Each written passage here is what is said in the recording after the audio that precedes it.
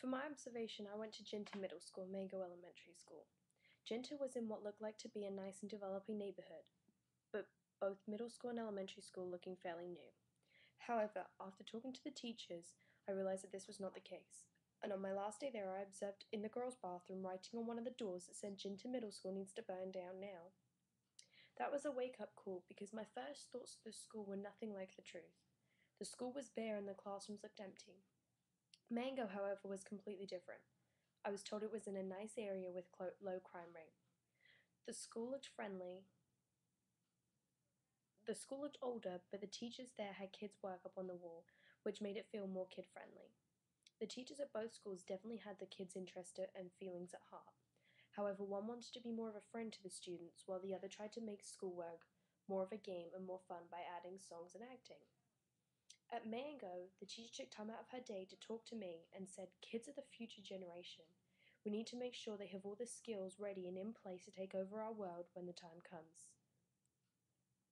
During my observations, I noticed a fair amount of color blindness. At first, I found it hard to identify because I wasn't and still am not sure if the teachers meant to do it or if they just saw each student as an individual and as special in their own way.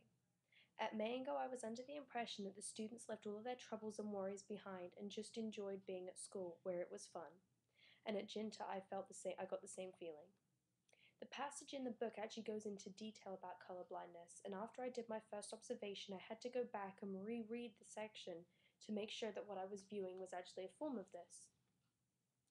I also noticed that despite the environment that some of the students live in and the obstacles they are faced with, that it is down to the teacher to take their mind off things and to get the student focused on school.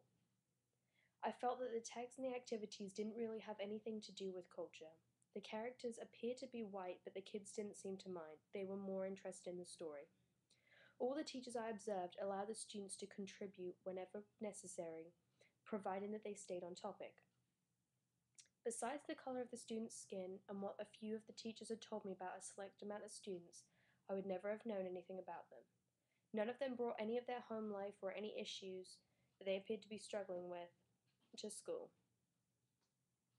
There were a few surprises for me, however, but the most shocking was how the looks of the school and area can be extremely deceiving.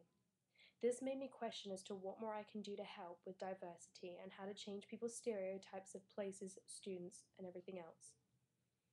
I learned that you have to accept each student as they are. It doesn't matter how smart they are, or the color of their skin, or the background they've come from.